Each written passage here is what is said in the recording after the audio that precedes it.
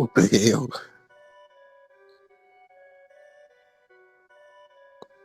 You in jail, bro? Yeah. No, that shit sucks, bro. I hope you get out, man. Thank you. I appreciate it. Welcome, Mr. bro. Harmon, Mr. Harmon, you're in a courtroom. Oh, sorry. All right, so you and your bro can talk later. You can call him on his jail calls. I'm sorry, man. That seemed very prodigious. Pretty good. So I've never met you before. I don't know who you are. All I know is that your lawyer is asking me to, I'm assuming, set him a bond, right? You know, you're wanted from somewhere. I don't know for what. I don't know why. I don't know if I'm going to set you bond. I got to get to know you in the short time that I have you here to see, are you a danger to my community? If we give you a bond, are you going to go back? I have no idea. So let's get to know. Amy? Judge, so he's wanted from Guadalupe County, New Mexico, aggravated battery against a household member with a deadly weapon. As the court knows, he's also being held in the 351st for credit and debit card abuse. No, I had no idea. Say it. And I believe they also just filed a motion to revoke his probation on fraud use. He's on probation too. Yes, and they're motioning to revoke as well. He also has 2 bond forfeitures that I'm seeing, and then he has quite a bit of history with burglaries. And My gosh. Whoa. So since 2007, possession of marijuana, possession of a controlled substance, evading arrest, possession of a controlled substance, felon in possession of a weapon, attempted evading arrest or detention, tampering or fabricating evidence, evading arrest and previous conviction, burglary of a building, possession of a controlled substance, burglary of a motor vehicle, evading arrest, credit card abuse, burglary of a motor vehicle, evading credit card abuse, possession with intent to deliver, and 1, 2, 3, 4 more burglary of a motor vehicle, failure to ID, possession of a dangerous drug. You're on probation for a fraud. You pick up a new credit card abuse, and you want me to set you a bond? Oh man, I gotta get together. Can I please tell you something? If you don't mind me speaking. Don't talk about the case. I'm not talking about no case. Okay. I was in here, been held on the case for defending violence in New Mexico, right? And they just got called ATW twice. They did not release me. I was not released. They sent me back to my cell, and since they didn't release me, they ended up putting a credit card abuse on me. Now, I don't know, where that falls in or whatever, they just put it on me. So if I can give you a brief synopsis of the timeline, Judge. Sure. So January 15th, he waived extradition for his New Mexico case, which is why we have a fugitive. He also had a Dallas County hold at the same time, which means the Dallas... Here's another no. True, but Dallas County had 10 days to pick him up. So they did not pick him up in those 10 days. So let's say January 15th. I know that. I get it. Let's just say, okay, so they didn't release the whole, they should have released the whole 25th. They didn't. What they did is instead, 3 days later. Talking the Dallas County hold. Dallas County hold. Okay. So what should have happened is that on the 25th, they released the Dallas County hold, which at that moment, there was no locals or anything pending, and they should have started the timeline for New Mexico to come pick him up. But instead, Dallas did not release the hold until I believe the 29th, because conveniently, on the 28th, the DA's office filed 2B charges on a credit card abuse from a case that they had had since November. So December. I see here, December 22nd, 2024. I'm sorry, from December, you're right. So it just seemed like the timeline expired. And I believe Mr. Kimball's just really upset because if it should have worked like it should have worked, then, why didn't they release the hold in time? Why didn't the DA's office file it? It just seems like they're sort of dragging it along. I understand that he does not have a bond on his felony cases, and they did file the MRP. He has an attorney there who is going to be requesting to set a bond there. What Mr. Kimball is asking is a bond here, even though, and I said, he's going to be making the bond there in felony. So let's say his bonds get set in felony and his bond gets set here. He wants to bond out and go to New Mexico, address that case, and then he said he'll be back and forth. He's already got the MRP and the felony credit abuse case here. But He wants to be able to fight them in the free world, and he is willing to go to New Mexico, turn himself in. I've been in contact with his mother. And I guess just because of that lapse in timeline, it's kind of like why we're here, because, you know, in part, Yes, ma'am. if you have anything else to add, I think he just feels kind of screwed by the system on this. Help! Help! I'm being repressed! Bloody peasant! Is there anything else, Mr. Kimball, that I missed? Nah, did she send the video to your phone? Oh, all right. In 2023 alone, Mr. Kimball, you have 1, 2, 3, 4, 5, 6. In one of the misdemeanor cases, you have presumably a bond at 5,010, which tells me that you've taken off on that case as well. I You're never on ran probation. bond You had a hold out of Dallas for, what did he have a hold out of Dallas for? violation. Out of Dallas. You're hopscotching with the states with the criminality, No, man. I I got can't. on. Look, I had all the cases together, and they gave me probation in Houston and Dallas. See, that's what you don't know. They dismissed a bunch of them cases has been dismissed, and I've been to trial twice. A bunch of them cases has been expunged on their record right there. That you're saying, you know what I'm saying? But they gave me probation in Dallas and Houston. Dallas supposed to transfer my probation to Houston. They did not transfer my probation to Houston. That's how I get a violation in Dallas. I never violated by kissing any new case. The only time I caught a case is when for the New Mexico, say something happened in a family violence 2024. I never even been to New Mexico. The girl wrote a statement on me saying that I violated whatever. I understand. I know I'm not supposed to tell you nothing, but I got videos. She's saying everything that she said is a lie. I don't even supposed to be having a case for I wouldn't even supposed to come to jail for that case. She has the videos in her phone. She can show you. She's showing her ID, everything, made a whole statement saying that everything that she said to me in New Mexico is a lie, bro. I'm just dry getting hold for this case. Boy, I'm just getting railroaded here. We really, I understand it. it doesn't matter. Yes, sir. I understand it. It seems to me, Yes, sir. you get out, you pick up a new case. You were out, you just picked up a new credit card abuse 2 weeks ago. December 22nd, I mean, maybe 3 weeks ago, you just picked up another case. You're on probation in Houston. You're on probation in Dallas. Sir. You got an open case in New Mexico. Yes, sir. I can't possibly give you a bond, Mr. Kimball. You know, I think that I need to protect my community. And if I give you a bond, I'm scared that something else is going to happen. I don't want you to pick up a 6th or 7th case, you know? I ain't pick up a case. I came to jail for a case a year ago for New Mexico. I was already Just on probation. picked up. No, they just put Credit a card. case on me while I was in Nah. custody. I didn't never get caught for anything. They just put a case on me while I've been in custody right now. This time, waiting on New Mexico and Dallas to come get me. They just put this case on me. They just put this on me. I want to make sure that there are no more new cases get on you anymore. I'm not going to give you a bond because, Mr. Kimball, you scare me. You know, you do. I never had an aggravated case. I never had an aggravated case in my life. You see my record. I never had an aggravated case. I don't see. The only thing I see I'm is saying Harris. everything you're saying. I never had an aggravated case out of Harris County, Dallas, anywhere in Texas, ever. Ever. Ever. I believe you, but it's just way too much baggage, dude. Way too much. But I'm saying you can't just set a bond on the case, and when I go to court, you know what I'm saying? I talk to my other judge. She give me a bond on them cases or whatever, where I can go handle everything that I need to handle so I can get out and be with my kids. You know what I'm saying? Because if I don't, so say if they do set the bond when I go to court, because they're going to give me a court date in like a week or two. I'm going to go to court, they're going to set a bond for me. So they set a bond. Now I got to come back to your courtroom again for you to say, oh, well, I'm not going to give you a bond or whatever. They got 14 days to come get me. When actually I really supposed to already been gone to either Dallas or New Mexico because they called me ATW twice and they said they was not going to come get me. And we called to New Mexico. New Mexico said they didn't have any knowledge of me even being in jail on their warrant. Is New Mexico, have they stated that they're going to come get him? Our indication at this time is that they want him, Judge. Okay. They're going to come get you.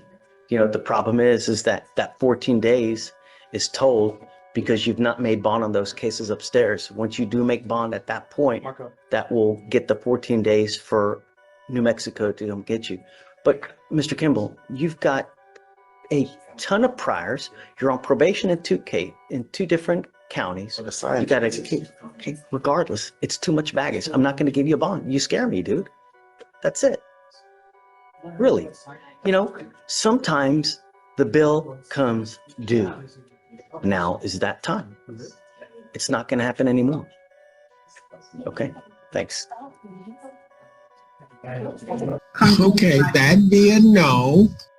Well, I thought that one was fun. I have to give a shout out to Courtroom Cat. Also, a shout out to Lucificent Slayer for the introduction. The link to Courtroom Cat and the video is in the description. The next one I'm going to do here is a guy getting wrecked in a divorce. He just... This guy just left. He knew he was going to get wrecked. He just went and checked up with a new chick and just said, whatever, send me the bill. It's kind of fun. All right, I also have to give a shout out to Not So Good Land. I've gotten several clips from there. It's good stuff. Link to the channel and the video in the description below. Give them some love. Your Honor, I represent Mrs. Jerry Lynn Smith, and we have filed a petition for an absolute divorce. Mr. Smith was served with process on the 6th day of December of 2024. He has failed to file a responsive pleadings, and we would respectfully request that a default judgment be granted and that we be able to proceed with the property division. Right. This was filed in September of 2024, so it's been pending longer than the 60 days. Yes, Your Honor. And all those who are going to testify, raise your right hand. Let's place you under oath. Okay.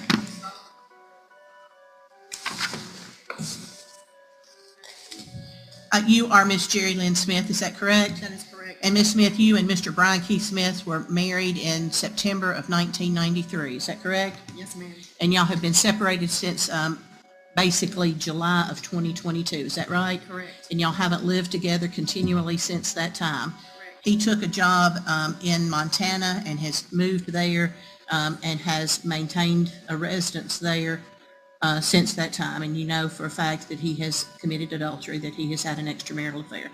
And you're asking for a divorce on those grounds, is that correct? Correct. Now, you have had conversation with him, and he has agreed to the division that we're about. He has told you that he agrees to it. He's not contesting it, that he doesn't care, is that correct? Correct. You have a long-term marriage, and you make significantly less income than he does. He averages an income of approximately $130,000 a year, and he has been providing to you $1,200 a month on the first, is it the 1st and the 15th? 15th and the 30th. 15th and the 30th, and you're asking to be awarded permanent alimony in the amount of $2,400, where he would pay $1,200 on the 15th and $1,200 on the 30th, and you want that as permanent periodic alimony. You are in need of financial assistance. He has been the primary breadwinner during the course of your marriage, and you make significantly less than he does. Is that correct? Yes, ma'am. And you are asking also as a division of assets, and he has told you he waives any claim to the house. Y'all own a home at 954 Eli Road in Bon Aqua, Tennessee. There is a mortgage on it that you've been paying, and you're asking that all rights, title, and interest to that home be divested from him and vested solely with you. You're waiving any claim of any assets that he has there, his truck, any furniture, furnishings that he has there, and you're asking to be awarded all of the personal property, vehicles, equipment that's located here. That consists of you driving the 2013 Jeep Wrangler, is that correct? I do not have. Oh, I'm sorry, you've got, what vehicle do you have? I have a Chevy Equinox. Chevy Equinox, I'm sorry, I pulled the wrong one. Chevy Equinox, and you're asking to be awarded that along with any of the other equipment that's located there. You want to keep all the furniture and furnishings in the house, and he can keep everything that he has out there. You're unaware, the 2021 Chevy Equinox, is that correct? Yes, ma'am. And you are asking that anything that he has, do you know whether he's purchased property or he's renting or doing anything out there? You don't know. I don't know. But anything that he's purchased out there, even if it is real property, it's his. Yeah. Now, he does have a retirement account with PP&G, is that correct? Correct. And that was all accumulated during the marriage. You're asking that be divided by qualified domestic relations order, and you get whatever half was accumulated during your marriage. Correct. And you think that's a fair and equitable division, is that correct? Correct. And you have paid $3,000 as attorney's fees plus the filing fee, and you're asking for a judgment for your attorney's fees back. Is that correct? Correct. And is that what the proof, and that's what you're asking for as a division of assets? and you believe that division is fair and equitable. Would you state your name, please, sir? Brian Lyles. And would you state your name, please, sir? Jerry Lyles. And you have heard what she's testified here to today, and you know that to be true and correct. Is that right? We would ask for the relief sought, Your Honor. All right, I will approve the divorce and grant the relief that's been testified to, but you're saying this is something he's aware of, all of the terms, and he's in agreement with it. You have had the conversation with him, and he's actually contacted my office, and this is something he says, you do what you want, you keep everything here, I'm not coming back. Correct? All right. So we're happy to oblige you. I'm going to say he should not ask for something he's not sure he wants because he's going to get it. And right. We're going to grant you everything that he said you can have. Right. So, all right. Thank you, Your Honor. I'll get that order drafted. Caitlin coming off that 20-point performance right here, handling the physicality of Benijah Laney.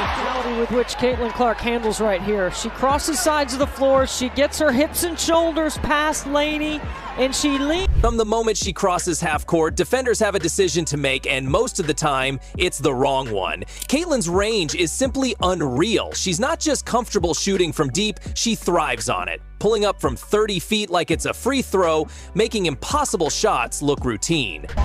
Here's Clark. Trying to wheel into some space, gives it up. Zach Benley lays it in. Fourth assist for Clark.